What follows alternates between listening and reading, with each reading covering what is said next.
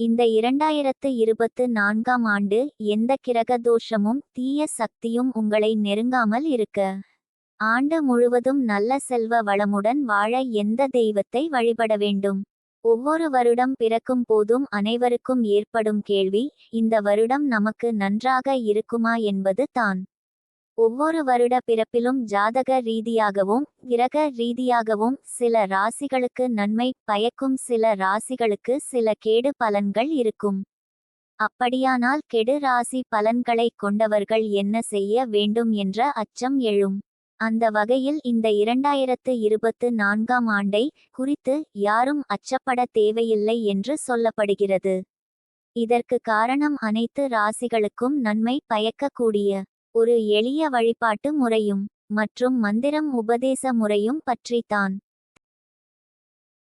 2024 ஆண்டு சனியின் ஆதிக்கம் உள்ள 8ஆம் எண்ணில் வந்துள்ளதாக சொல்லப்படுகிறது. இதனால் சில பிரச்சனைகள் எழத்தான் செய்யும்.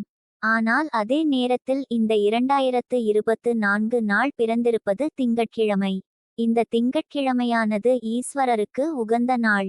சனீஸ்வரரின் கிரக தேவதையானவர் ஈஸ்வரர். ஆகையால் ஈஸ்வரரை நாம் அடிபணிந்து விட்டால் போதும், சனி பகவானின் தாக்கம் குறையும் என்று சொல்லப்பட்டிருக்கிறது. இத்துடன் சேர்த்து இந்த வருட முழுவதிலும் நமக்கு நன்மை மட்டுமே ஏற்பட வழிபட வேண்டிய தெய்வத்தை பற்றியும் தெரிந்து கொள்ளலாம். இந்த ஆண்டு முழுவதும் நாம் நல்ல சுபிட்சத்துடன் வாழ அடிபணிய வேண்டியவை கருடாழ்வார். இந்த கருடாழ்வாரை அடிபணிந்து அவருடைய காயத்ரி மந்திரம் உச்சரித்து வரும்போது நம்முடைய சகல தோஷங்களும் தீய சக்திகளும் நீங்கும் என்று சொல்லப்பட்டிருக்கிறது. தீமைகளை அழித்து நன்மைகளை தருவது இவருக்கு நிகரான தெய்வம் யாரும் இல்லை.